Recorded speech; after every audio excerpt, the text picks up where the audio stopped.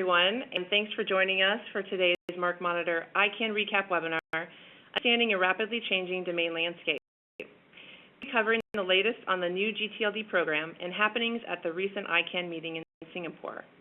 And I'm Dermu of MarkMonitor, and I'll be doing the opening remarks for today's event. Before we begin today's presentation, I'd like to run everyone through just a few housekeeping items. During today's webinar, all participant lines will be muted. That's to ensure that there isn't any background noise or interference. If you're experiencing any technical difficulties during the session, please dial back technical support directly at 866-229-3239. Following our presentation, we'll be holding a Q&A session, and if you have a question, you can use the Q&A tab that's located on your screen to ask a question. Please questions through the Q&A tab only, as that will help with streamlining all questions. Things our speakers don't have time to get to today, we'll be able to follow up with you after today's event. I'd like to let you know that we are recording today's webinar, and Friday we plan to send out a follow-up email to all registrants with the link to the recording and presentation slides. So I'd like to go ahead and introduce our speakers for today. This morning we're joined by our resident domain management and gTLD experts, Matt Serlin and Elisa Cooper.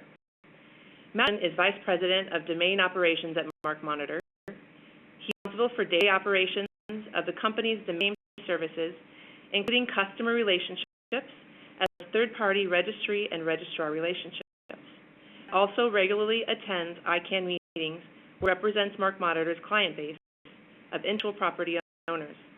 With over 15 years' experience in the domain name industry, Matt also serves as a senior domain name consultant, working with corporations on portfolio consolidation, domain name strategy, and online brand management.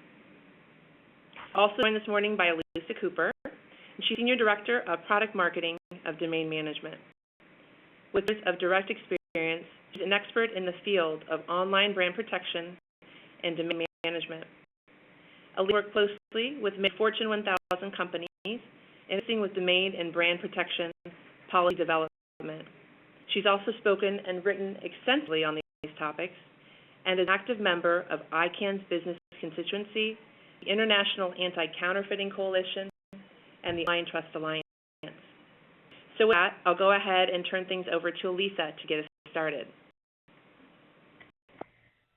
And thank you to everyone for joining us today, where we're going to be going over ICANN 49, and I'm going to be covering some of the highlights and lowlights from that meeting. Specifically, we'll be talking about the hottest topic there, which was the IANA transition and what that means and what that's all about. There was also a lot of discussion about internet governance, and I'll tell you about what's coming on that front as well.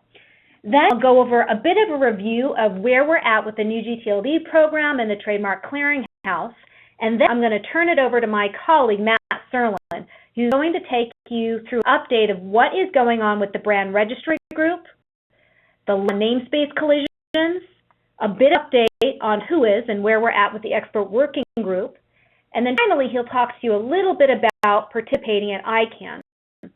But what to do in today's session is to leave a fair time at the end so that we can answer all of your questions. So please do take note of the fact that there is the Q&A box down in the right-hand bottom corner of your screen, and please, as we're going through the materials, do not hesitate to enter your questions, and we'll do our best to answer them at the very end of the session. Let's jump in. Let's talk a little bit about what actually happened at the ICANN meeting in Singapore.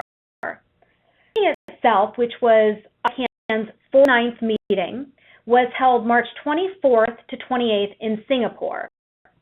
And that relative to meetings in the past, the meetings is definitely changing. In the past, we saw many people who were from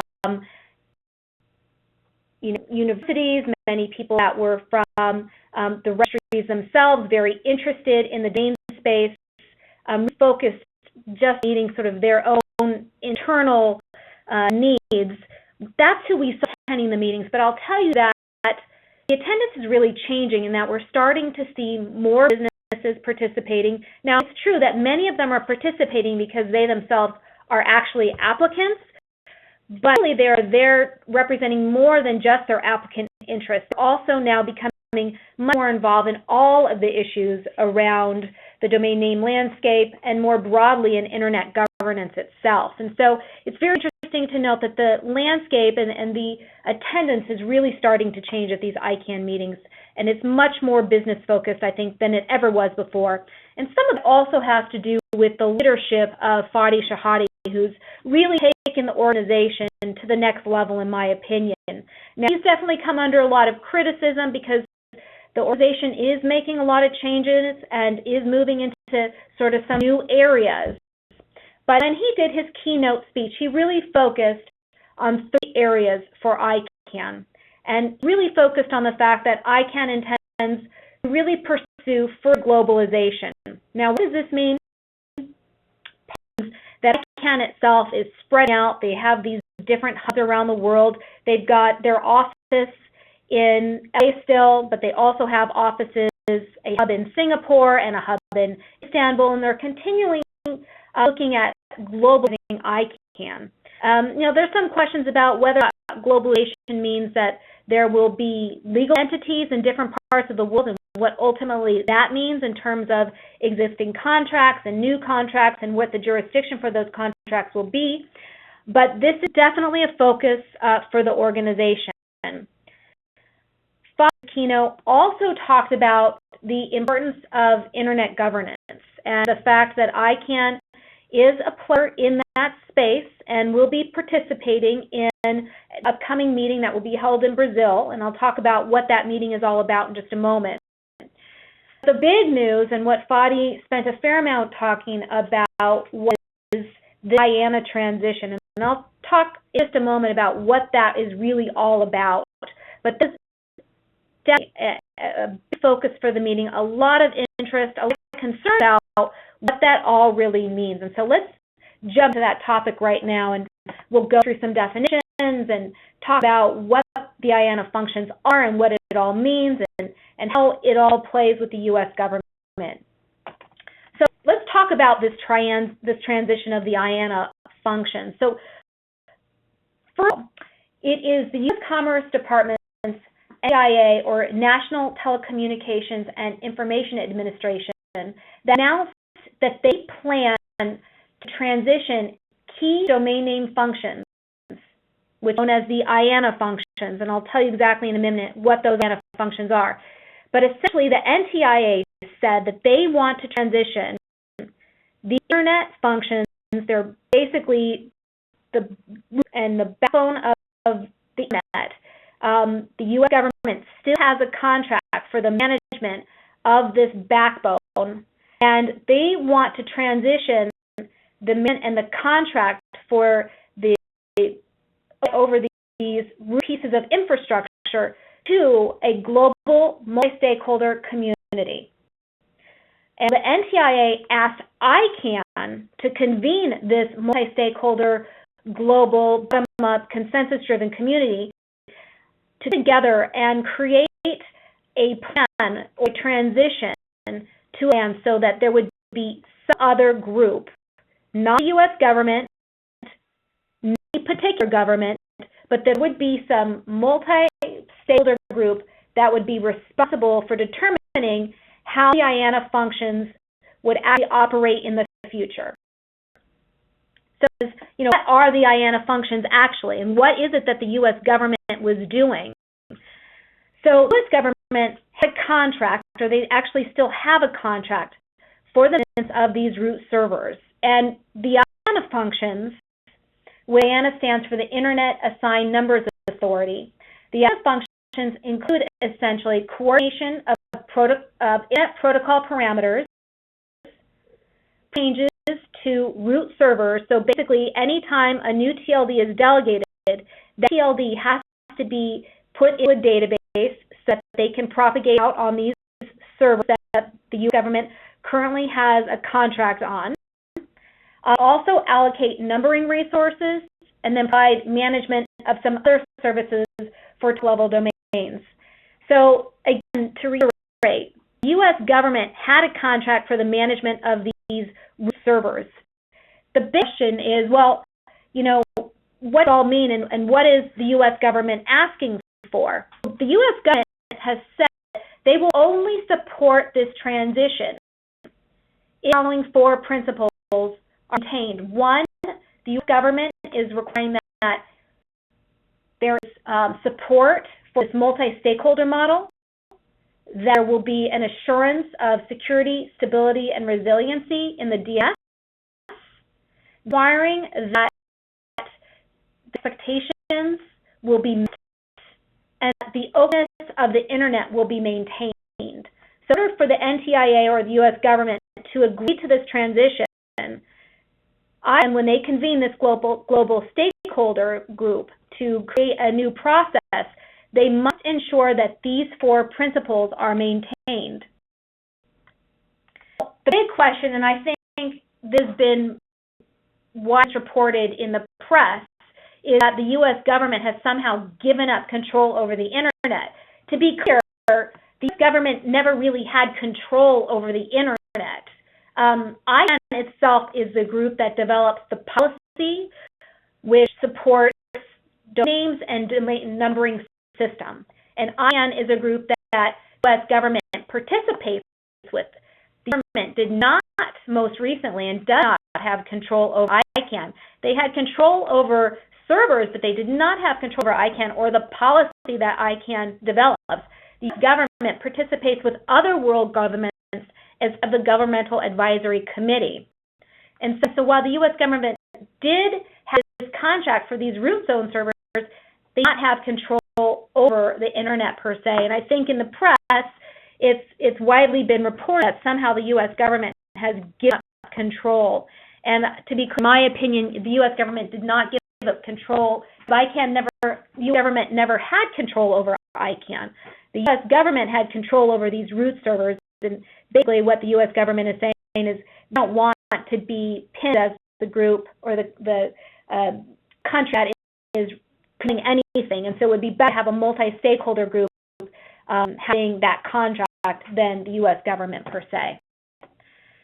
A lot of this feeds into an upcoming meeting that is happening in Britain. The name of the meeting is a Net Mundial. And it will be broadcast.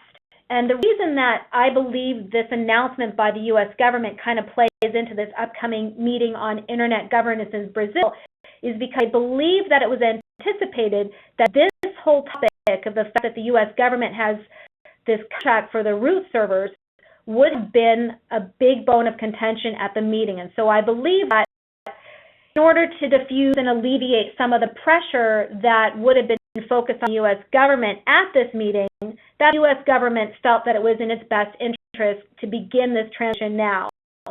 And the NTIA will say, along with ICANN, that it's always been envisioned there would ultimately be a transition of this responsibility from the U.S. government to some other entity. It's always been envisioned, according to those parties, that this would ultimately happen. But essentially, this meeting that's coming up in Sao Paulo is supposed to be a venue for talking about much larger Internet governance issues. So things that would include issues around content, copyright infringement, piracy, pornography, all those sorts of content issues. These are much larger issues that are anticipated to come up for discussion at this meeting in Brazil. It's not necessarily a place, according to FADI, where ICANN and IANA will be discussed, but of course it is envisioned to be a multi-stakeholder meeting, and it's obviously up to the community to decide what the topics of discussion will be at that meeting. But certainly this is a place where there is a lot of focus, a lot of concern, and as I mentioned, it will be broadcast. So you can expect that there will be a fair amount of coverage, and we'll be providing you updates in terms of what the outcomes of these meetings are. With that, now that we've kind of covered where we're at with the whole issue around the IANA transition, Internet governance, and the Net Mundial, I want to change our course a little bit and talk about where we're at with the new gTLD program. And I'm going to show you a slide that now you've all seen probably a number of times. but it is really a good way for us to look at where we've been and where we're going. As you all probably know, this has been in development for many, many years, going all the way back to real policy work starting in 2008. And we are now in a place where we are seeing the new gTLD registries launching on a weekly basis. MarkMonitor clients are likely receiving notifications about each registry, when they're launching, what the costs are, what the sunrise starts are, and when they end. There's a tremendous amount of information now being presented, and companies are having to make some very difficult decisions. If we look at sort of total number of applications that we're dealing with, we've seen withdrawals of 150 or so applications, and if you've probably heard me talk about on previous calls, then half of the applications of the 1,300 or so unique strings, more than half of those are single registrant or .brand TLDs. So the real number of registries that most companies are focused on monitoring is around 620, which over the next 2 years is a tremendous number of registries rolling out on a weekly basis. ICANN meeting, we were told that most of the objections have now been determined, and in most cases, the applicants prevailed when these formal objections were brought. You can see that in 31 cases, there were situations where the objector prevailed, and there are very few that are actually still in process. So very close to getting final determinations on all of those formal objections that were provided. As a reminder, those objections were based on things like legal rights, they were based on things like string similarity, they were based on things like limited public objection, and so these formal objections, you can see that we're closing in and getting those completed. Now, of the registries that we've seen launched to date, you can see that there are definitely some that are starting to gain some pretty good traction. .guru and .berlin both gained early traction. It'll be interesting to see where those continue to go. A registry, I think at this point, if a registry is 35,000, 40,000 registrations or so, that's one that's really being seen as something to watch, and that's it gaining some momentum. Many others are getting 2,000, 3,000, 5,000 registrations. To be honest, depending on who the registry is, those registries will actually still be of value to those registries. They'll be profitable for them. They'll be able to continue operation of those, and I think we're just going to have to continue to see how this develops. But then, this was back from March 30th, but I think we're now closing in on close to 500,000 registrations. So the other thing I would mention is that for many of the most highly contested TLDs, those have not been resolved yet. So some of the TLDs where there's a significant amount of interest, where I think a lot of brands and the general public will want to have registrations, those are probably not likely to be released maybe for even another year or so. So, this is definitely an evolving space. I think the big question was, people actually registering? Are we actually seeing registrations in new TLDs? And to answer that question, yes, we are. Are we seeing a ton of cyber squatting? We are seeing some. And, there's already been a couple of high-profile U.S. cases where, it was found in favor of the rights owner. But we'll have to see how things evolve. Certainly, many of the registries are just coming out of their sunrise periods, moving into general availability. Things are continuing to evolve there. So a bit of an update on the Clearinghouse before I turn it over to my colleague Matt Serlin, who's going to take us through the registry group, Namespace collisions, and on who is, and then a little bit about how you can participate at ICANN. But a little bit of an update on the Trademark Clearinghouse. As you can see, the Clearinghouse itself is kind of closing in on about 30,000 submissions to the Clearinghouse. I think initially when we met with the Clearinghouse operator a couple of years ago, they were probably expecting that far exceeded. 30,000. And they were basing that on what they had seen in previous kinds of sunrise periods where there were validations, such as .eu. That said, the interesting thing here is the sunrise notices and sunrise claims notices that have gone out. According to the Clearinghouse provider, there have been just over 21,000 notices generated, meaning that there were 21,000+ times where a potential registrant attempted to make a registration and presented with information letting them know that the domain that they were about to register might actually have a match in the Trademark Clearinghouse. That's very, interesting information. Whether or not that's had, what the impact is on that, in a chilling effect, I think I don't really know, but certainly very interesting information.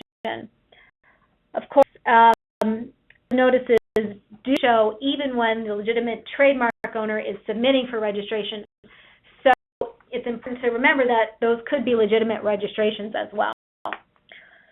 But what I do want to say about the Clearinghouse is just a little bit of a reminder. I think folks, I know we've mentioned this in the past, but similar marks to the Clearinghouse, provide a couple of different things. One, it provides you with eligibility to participate in sunrise periods, and two, and the change to the Clearinghouse over the last few months, if you submit your trademarks to the Clearinghouse and somebody makes an exact match registration, not submit for registration in that particular TLD, you will receive a notification from the Clearinghouse that exact match registration has occurred. Now, it used to be that you would receive that notification for just a limited period of time, for just many days, but the Clearinghouse, in order to provide some more value, that they would be providing those notifications indefinitely. The downside is, though, that you only receive a notification if it's an exact match registration. So you're worried about whether somebody is taking your trademark and registering it as a domain name and combining it with words, or registering it as a typo squat or a misspelling, you would not be notified by the Clearinghouse in those situations. So at this point, what I'm going to do is I'm going to actually turn it over to my colleague, Matt Serlin, who's going to take us through a few other topics that were of interest at the meeting, and then we'll open up to Q&A. I can see that we already have a number of questions, but again, please enter your questions in the Q&A box, and we'll do our best to get all of those answered. Thanks, Elisa. So as Elisa mentioned, it was very interesting, I thought, at the Singapore meeting. gTLDs are sort of out of the gate. They're, we're launching TLDs on a weekly basis. So you've got all of the issues still with the new gTLD program on the one hand, and then you've got this whole other sort of internet governance discussion going on. So I thought the interplay of those two really big topics at this ICANN meeting really kind of made for a dizzying week, really. But I did want to talk very quickly, because we do want to make sure we get to those questions, about several other issues. And I'm going to start with, and it's actually very near and dear to MarkMonitor and our clients. This is what's referred to as Specification 13 to the ICANN Registry Agreement. So when all of the gTLD application results were announced, it became very clear to the world that, as Elisa mentioned earlier, there were a lot of .brand applications for single registrants, for companies to use for their own kind of marketing purposes.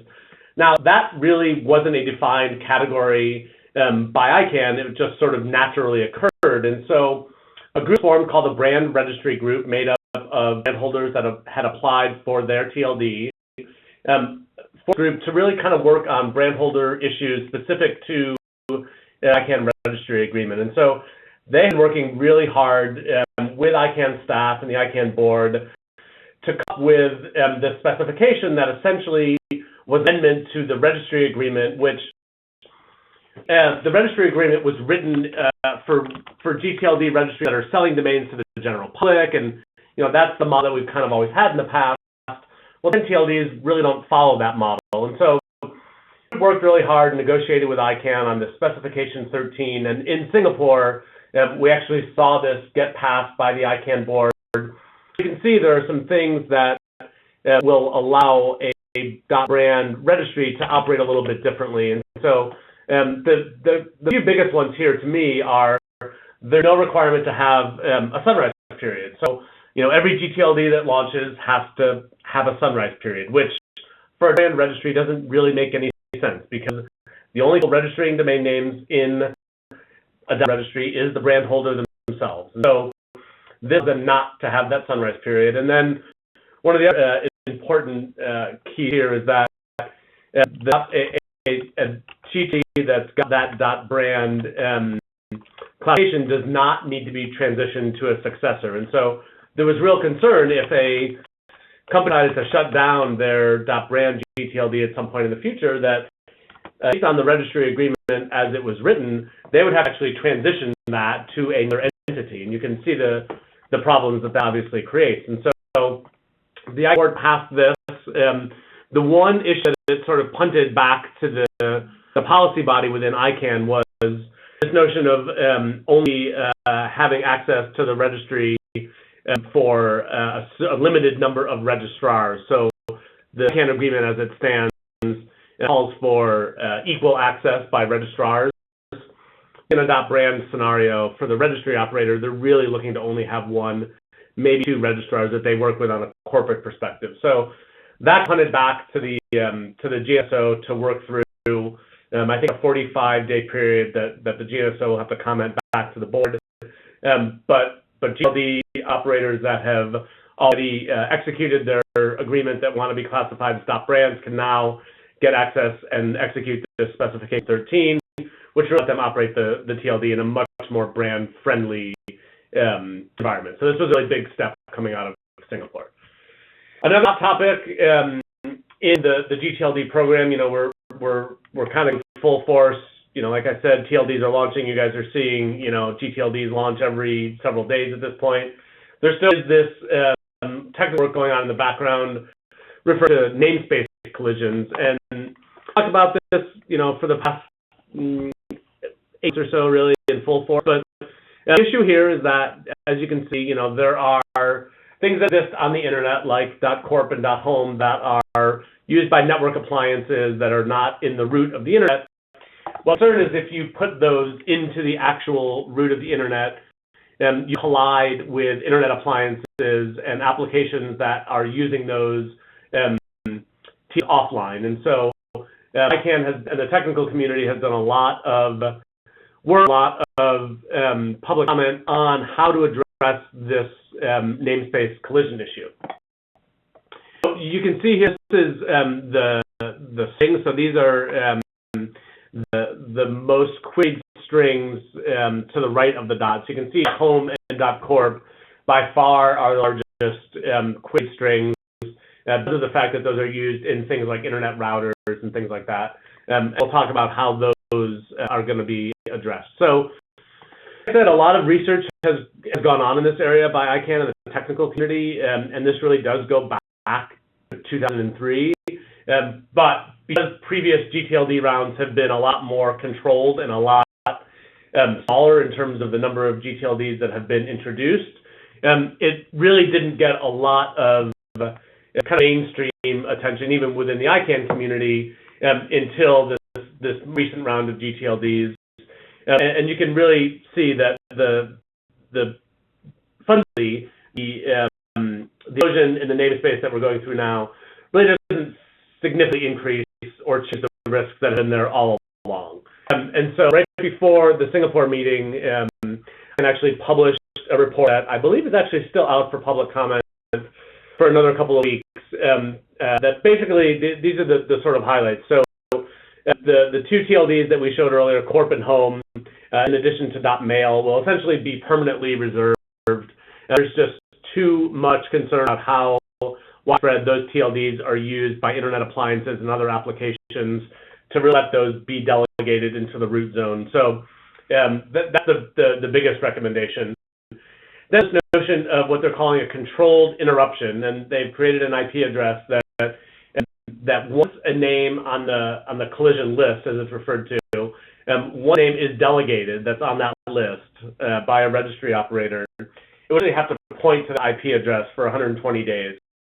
And that will give the registry operator and the registrant an opportunity to see if there actually are legitimate queries that are coming there, and if people are legitimately querying that they can get some time to actually update their queries to point to a different resource record. And I chill a little bit at this, but ICANN will monitor and provide an emergency response in cases of clear and present danger to human life. Now, there are some hospital appliances that could be using some internet technology that would present clear danger to human life. Outside of that, I don't really know how that would come into effect, but we'll see. So, like I said, this is still, it's called the JS report, out for public comment now for any more technical-minded folks on the call that want to kind of review that. But those are the highlights, and I expect that actually. It's pretty non-controversial, and I actually fully expect those recommendations to be implemented by the board in the very near future. So any other ongoing discussions and groups that's kind of been working at ICANN is the expert working group on gTLD directory services, what we commonly refer to now as WHOIS. I think changing the name is sort of trying to get people to think differently about the data elements that are associated with domain names and how those are published. This is a group that was actually put together last year by ICANN's new CEO and the board. Actually, several MarkMonitor clients are participating in this. And really, it's a way to take a completely clean slate look at WHOIS and kind of redesign it from the ground up. And really, they're going through a process to look at, what the issues are, what each stakeholder within the ICANN community, so, folks like the business constituency, intellectual property constituency, and the at-large or the internet users, the registries, the registrars, they've been spending a lot of time meeting with those different groups to hear what everyone really wants in a sort of ideal system. And they're doing a needs assessment to determine, what the data requirements are, what are the privacy requirements and privacy concerns. If you're a registrant or a registrar or a registry within the EU, then you have different privacy concerns than folks elsewhere in the world. And so they're really trying to reconcile and wrestle with all these different issues to come up with a comprehensive final report. They've issued a preliminary report. It was at the Buenos Aires meeting. So really what we're talking about is next generation registry directory service. And like I said, it's a clean slate approach. It's based on an analysis of what the users of this system would be, what the purposes are, what the actual data needs themselves are. And really, we would shift from this sort of one-size-fits-all WHOIS, and all been used to seeing for the past 15 years, really, and replace it with a purpose-driven system. So you can see, certain data would be available to the general public, but there would be an additional set of data or data fields that would provide access to folks like law enforcement or intellectual property enforcement, that you would get access to more sensitive registration data. So they're really trying to basically hit the reset button. I've always referred to WHOIS as the kind of the rail of CAN, kind of like Social Security is in the U.S. That it's a very kind of divisive issue. The sides and the forces that have opinions about WHOIS have very deep-rooted opinions, and these are opinions and views that have been formed over the past decade, essentially. And the expert working group is really charged with kind of wiping the slate clean and starting over. So it'll be interesting to see where this goes. But I expect to see probably a final report, I think, by the London meeting. Key takeaways from our standpoint, Elisa mentioned this, the addition of IANA is obviously a huge issue. There have actually already been hearings in the U.S. and Congress, I believe, last week. So ICANN is under a lot of pressure to come up with a process for the plan to transition those duties. Like in addition to all of the new gTLDs that are going out, you really got these two kind of large-scale undertakings going on at the same time. And so it's really important for not ICANN, the organization, but frankly, the entire community, anyone involved in this community, to kind of work to get this as right as we can. And then obviously, Elisa mentioned the meeting in Brazil that's taking place. A lot of focus on this sort of larger internet governance ecosystem.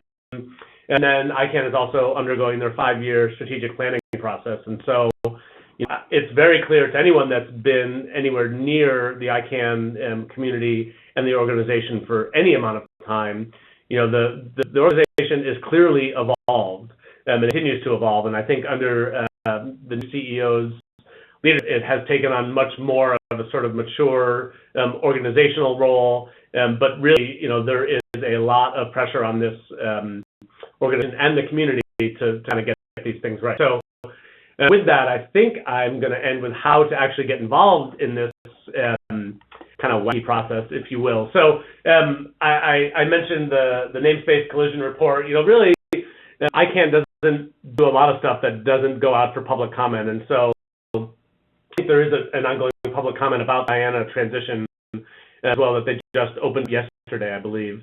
And so if you do want to get involved, that's a really good place to start joining one of the existing stakeholder groups or constituencies that MarkMonitor are active in. Elisa is chair of the business constituency, and we work in the intellectual property constituency, the registrar stakeholder group, the registry stakeholder group for folks that have actually applied for own TLDs.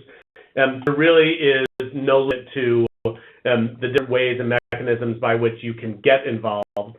And I would also say that the next ICANN meeting, ICANN number 50, will actually be held in London. So it's a very, obviously, easy place to get to for those that are in Europe, even for those that are outside of Europe. It's a major hub. I expect it to be a very, very strongly attended meeting. And then obviously, keep informed through MarkMonitor newsletters into other constituency groups. Elisa and I spend a lot of time actually talking to many of you one-on-one about any issues and about how to get involved. I will say it can be intimidating to sort of try to figure out, how to dip your toe in the water, especially I think at this point in time when there are so many parallel paths going on within the ICANN community that Lisa and I are more than happy to to speak with you directly about how best to get involved, how to start that process. When I first started going to ICANN meetings, we would have 1 or 2 MarkMonitor clients in attendance. Now we've got a dozen or more, and I think that's really it's really been a positive, I think, for the entire community because it gives a certain incredible of legitimacy, really, when you've got global business folks actually attending these meetings, weighing in on some of the issues, and then continue to spread the word. So, as Elisa mentioned in the sort of internet governance discussion, this notion that the internet is controlled by the U.S. really has been there since the beginning, and to the extent that international companies and international concerns and their voice and their perspectives, I think, is really important for ICANN and the community to get more of that involvement in the future as well.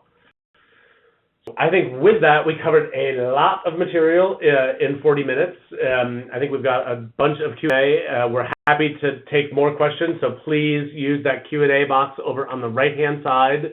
If you've got questions about the internet governance issues, any of the new gTLD things, anything about ICANN, use the Q&A, and we will try to get to as many of those questions as we can. So, I think Elisa already has our first question queued up.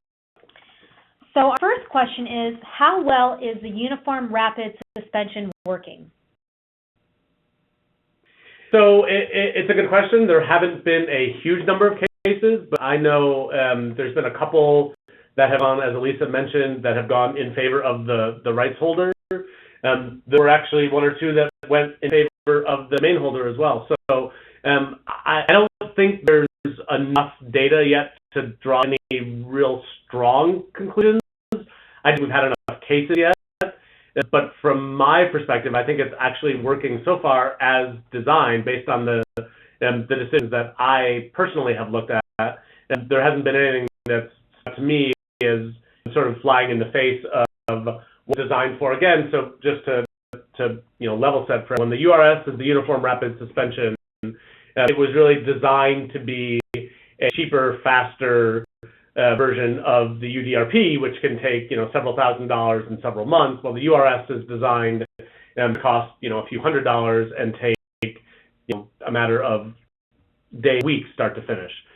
So I think it's actually achieving that goal from my perspective, but I don't think there's enough data to draw real strong conclusions, definitive conclusions at this point. We'll just add that I am hearing, though, that they are turning around decisions quickly within a week or so. And so, that was a big piece of this new suspension policy, was that brands really wanted to have something that was much faster than the UDRP. Just a reminder, though, the downside of the URS relative to the UDRP is that with Uniform Rapid Suspension, there is no transfer mechanism, and the name is merely suspended for the remainder of the term. Alternatively, you can actually purchase an additional year's worth of registration at the exam registrar, and the name is redirected to a page that essentially says this name has been suspended. At the end of the registration term, though, the name does become available again for registration, and so that is kind of a downside for a company who's looking to resolve the issue with a particular domain, because with the US, you have to worry about what happens to it after the fact. All right, so the next question is, let's see, we've got quite a few questions.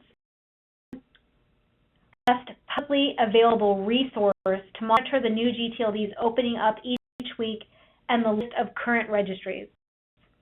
So after that, so with MarkMonitor client, you do have access to the new gTLD Information Center, which is located within the MarkMonitor portal. And that does allow you to essentially just watch the registries which are of interest to you and to receive automated notifications telling you what the costs are, when Sunrise is opening, when it's closing, what the eligibility requirements.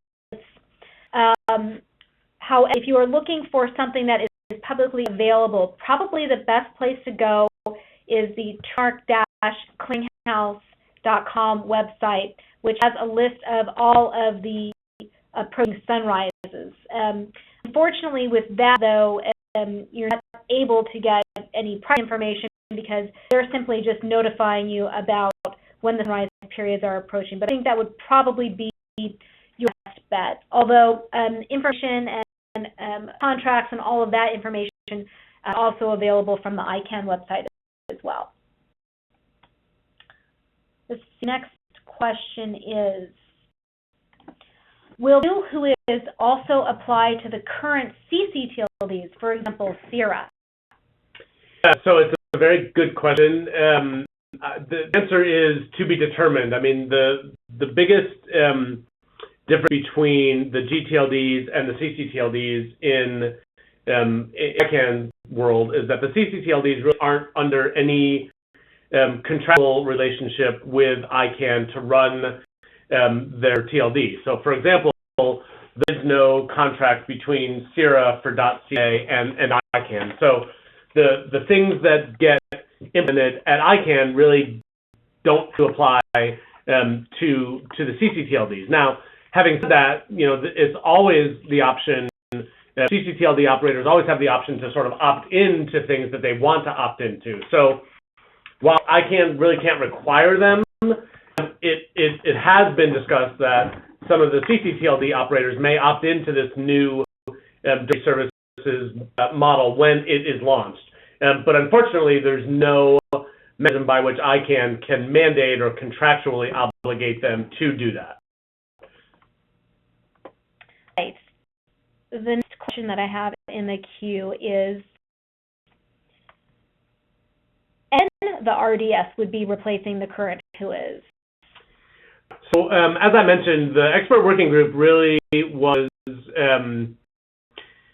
created by the ICANN board and the CEO to go off and do a legwork in terms of what a reset on who is might look like.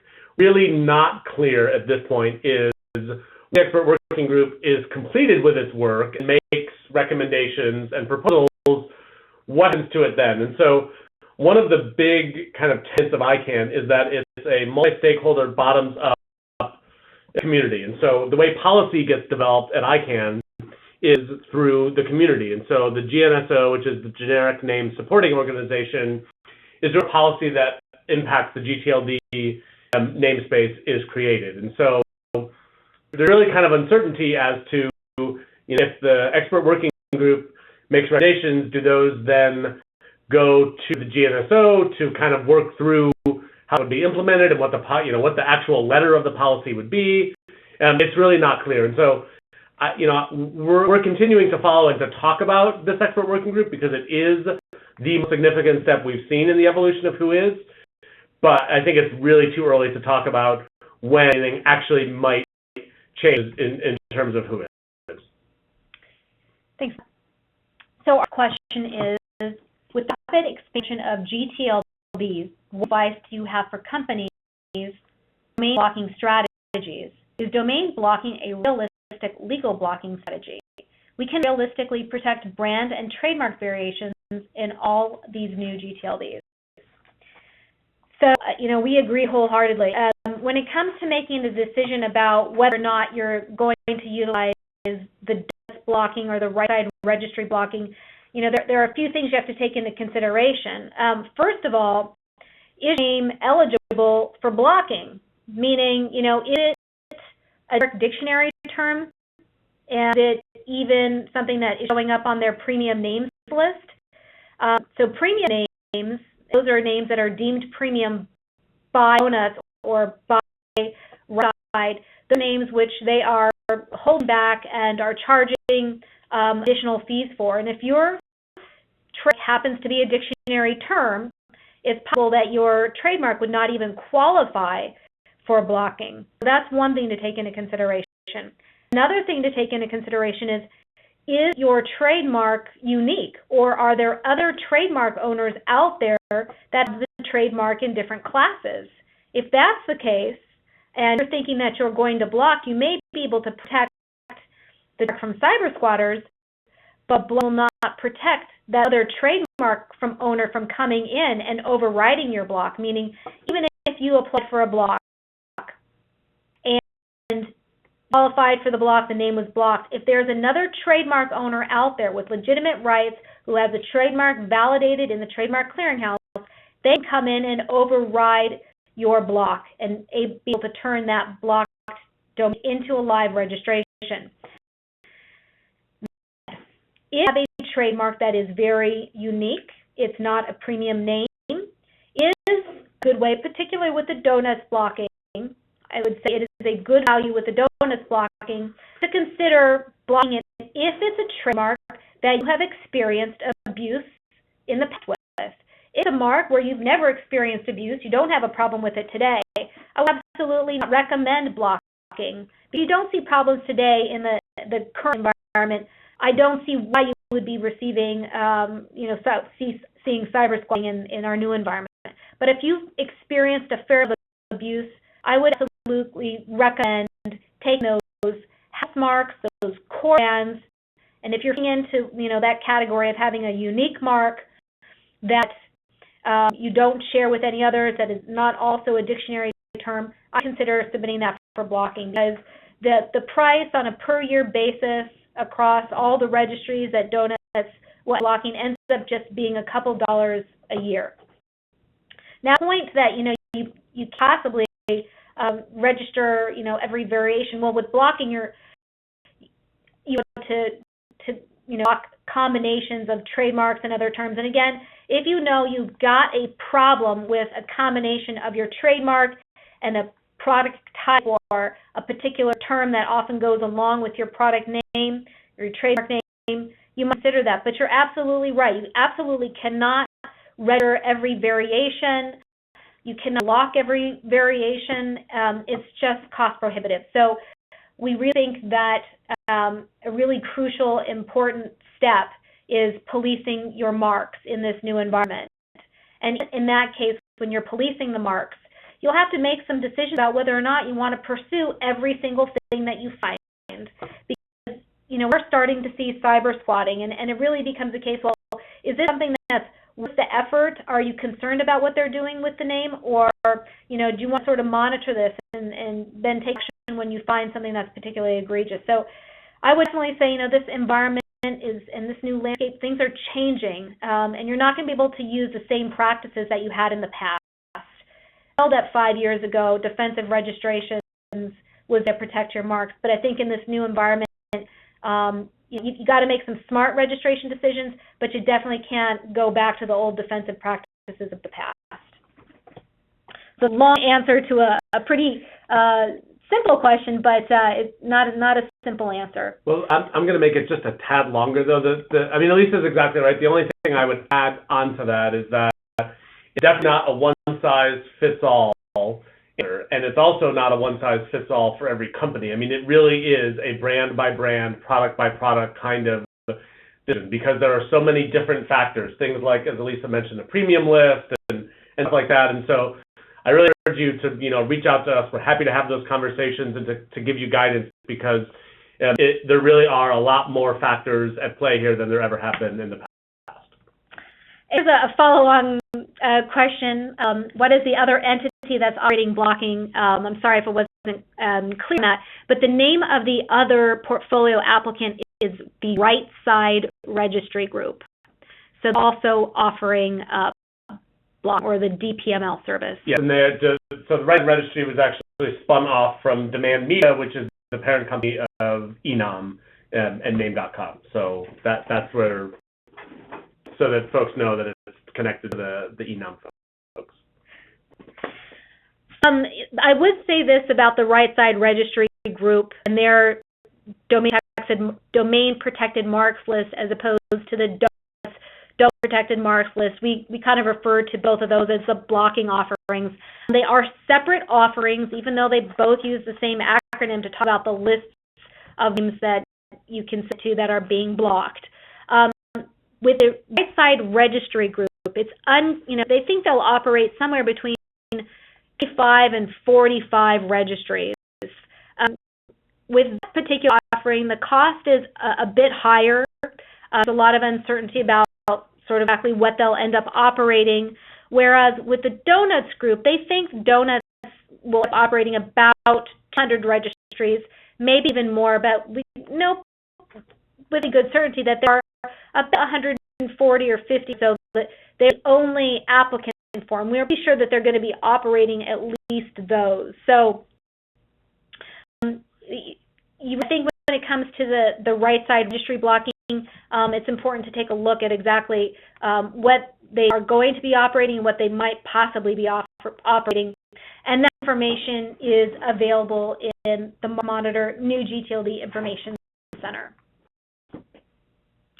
The Right Side it's Right Side Registry. I call them the Right Side Registry Group, but it's Right Side Registry. I'll go through some. We still have about 5 minutes here. So here's another question. Any idea whether the URS may eventually be implemented with existing gTLDs in addition to the new gTLDs? Yeah, it's a very good question. Right now, that has not been something that's been determined, but I think things that ICANN committed to doing was kind of reviewing all of the new rights protection mechanisms, including URS. I think it was after 18 months of the first gTLD being delegated. That was one of the points for review. Would it be appropriate for any of those rights protection mechanisms to actually be implemented in the legacy gTLDs, ComNet or BizInfo? So I think we'll have to wait and see how that review plays out. But right now, there are no definitive plans to have that URS available for legacy TLDs. With exception, so I'll just make an addition here, with the exception of .pw, which is a ccTLD, they actually did agree to take advantage of the URS. And so, ccTLDs, as Matt had mentioned earlier, they can basically, they can do what they want. They're not under the purview of ICANN. They do charge, make whatever eligibility requirements they want to, offer whatever rights protection mechanisms they want to. And the PW registry has decided to adopt the URS. So I think we've actually answered all of the questions here. there are a couple of other questions. So there's a question about doing search on URS decisions. And there is a search page, but it doesn't a search of all the URS decisions. So there's another URS provider, I believe, and is it the Chinese Dispute Center? Yeah. So the U.S. is offered through the National Arbitration Forum, but Chinese Dispute Center, or something similar to that, also offers dispute resolution services for the URS. And so it's possible that that's the reason why we're not able to see all of the findings and decisions at the NAF site. And I don't know whether or not ICANN is planning to centralize that information or not. See, there's another question about how do I submit my trademark to the Clearinghouse? So you can submit your trademark to the Clearinghouse if you're a MarkMonitor client through your client service manager, who can give you all of the requirements in order to do that. And then once you do that, the Clearinghouse takes days to review and authenticate and validate the trademark, and then you're returned a what's called an SMD file, which enables you to register Sunrise domains, and you'll start getting claims notices as soon as the mark is validated. So you can just reach out to your MarkMonitor client service manager. If you're a Thomson CompuMark client, they are also offering Trademark Clearinghouse submission services as well. I will actually just give it one more moment to see if there are any other questions that are posted, and there is one. It says, will you be sending a copy of today's presentation? There will be an email that will be sent out with a link to the recording, I believe, and you'll be able to get the materials that way. So you will have access to this information. And we have another minute, so I'll just wait and see if there's more questions. It looks like there is not. So with that, I want to thank everyone for joining today's session. As always, we appreciate all of the questions. It really helps it to interactive and hopefully draws out even more information that people are interested in hearing. So thank you so much for that. We plan on talking to you soon. Certainly we'll be having our next ICANN update webinar after the London meeting. So we'll look forward to be in conversation with you then. Also look to receive from us information on this upcoming NetMundial meeting in Sao Paulo. I'm sure we'll be reporting on that in our newsletter as well. So I will wish you a good day, and we'll talk to you next time. Thank you so much. Thank you, everyone. Bye-bye.